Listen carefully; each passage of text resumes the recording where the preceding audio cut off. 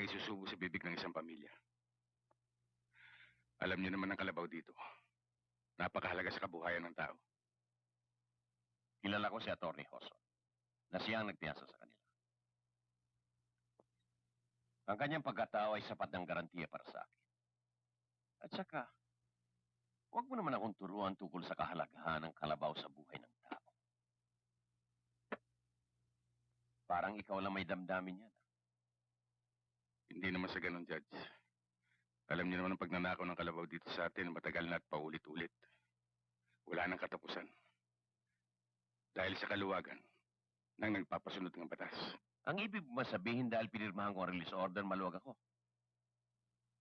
Pinalabas mo niya, Sargento, na ako pa nagbibigay ng kaluwagan sa mga taong lumalabag sa batas.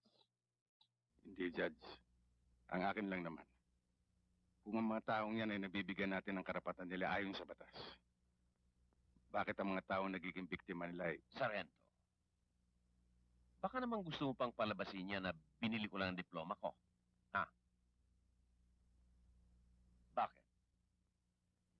Sino ka ba?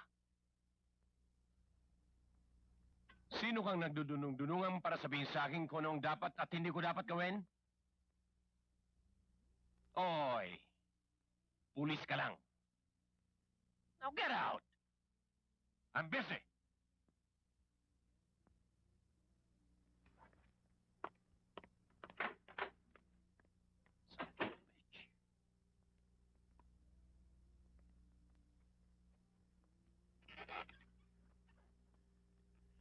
Ito, pinabibigay ni Judge.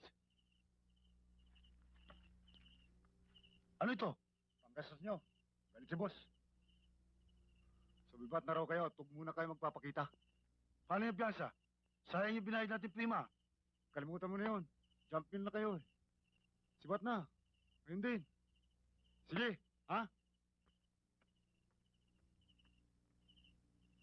Paano? Di sumiba tayo. Yun ang utos eh. Ganun lang ba yun? Paano yung mga kasama natin na tepok? Di kung gusto mo, upakan muna natin si Guerrero. Total, alis tayo eh.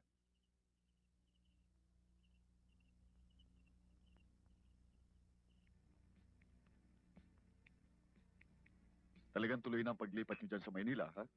Wala nang postponement yun. Para kay Judge Ricardo Valderrama, ang bagong West de Primera Instancia. Maraming salamat sa inyo, mga kaibigan.